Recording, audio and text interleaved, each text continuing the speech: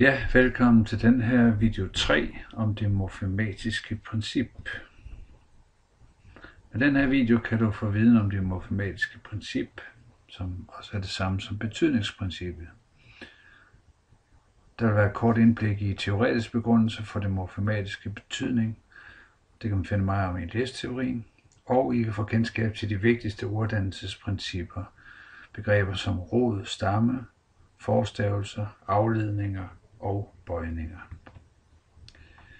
Her har jeg lavet en ordsky med nogle nye ord fra et årstal, som I så kan tænke lidt over. Ord som ghettopakke, mailgate, fedtafgift, kødklister, askesky. Alt sammen ord, der er nye sammensætninger af rødder eller nye ord, der generelt bare opfindes. Og det sker hele tiden i det danske sprog. Definitionen af morfologi, det er læren om ordbøjning, ordenes struktur og opbygning. Som kapitlet over tæt på sprog hedder, så er det ordenes byggesten, det handler om. Morfemer, det er lig med de mindste betydningsbærende dele af ord.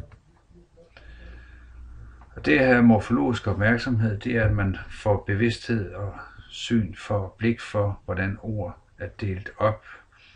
I kender det måske alle sammen, hvis I sidder og læser et tidsskrift eller en avis eller noget på nettet, og så er ordet pludselig delt på et forkert sted, og det gør, at man har svært ved at læse, hvad der står.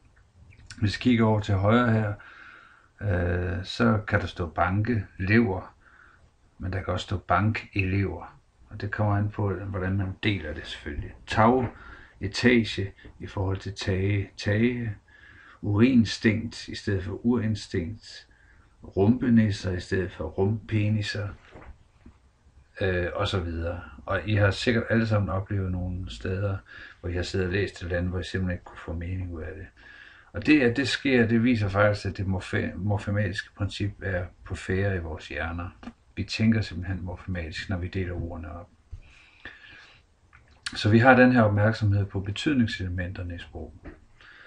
Og den udvikling af morfologisk og morfematisk opmærksomhed kommer ikke helt af sig selv, der skal undervises direkte i det. Det kommer vi tilbage til i blandt andet Arnbachs artikel.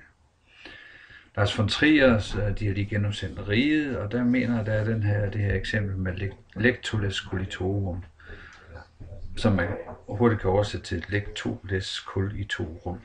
Det lyder meget latinsk, men hvis man kan dele det op, så får man altså en sætning, der giver mening.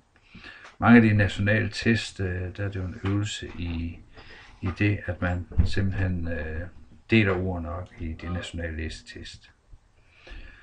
Og der er altså system i galskaben. Her kan I se en oversigt over de typiske dele af ord, som man arbejder med. Man har til venstre et forstavelse, et præfiks. Det kunne være ordet af. Og så har vi et rodmorfem, der hedder kode eller kod. En afledning, som hedder ning, et kitmorfem eller et fugemorfem, som hedder s, der findes flere af dem. Og så har vi et rodmorfem igen, der hedder problem, og så bøjningsmorfem, problemer, altså i flertal. Og her kan I se, hvordan alle ord simpelthen er bygget op af enten forskellige stammer og rødder til ord, og så nogle forskellige forstavelser og fugemorfemer. Forudsætningerne for at udnytte det morfematiske princip, det er at kende morfemtyperne og deres funktion, som vi lige har set på i det forrige slide. Og det, at man kan foretage en morfologisk analyse og syntese, derfor er det også noget, man kan måle elevernes ord eller sproglige bevidsthed på.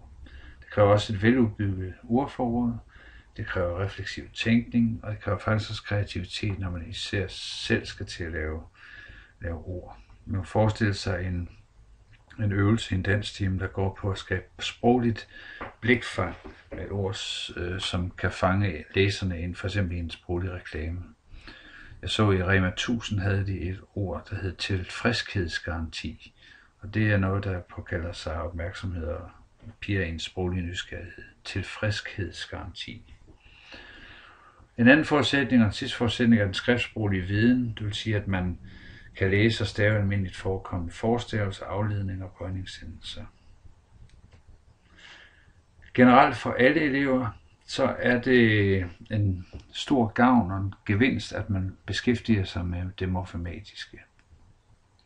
Man kan simpelthen se, at jo bedre bevidst elever er omkring det, jo bedre kommer de i gang med læse- og staveudviklingen.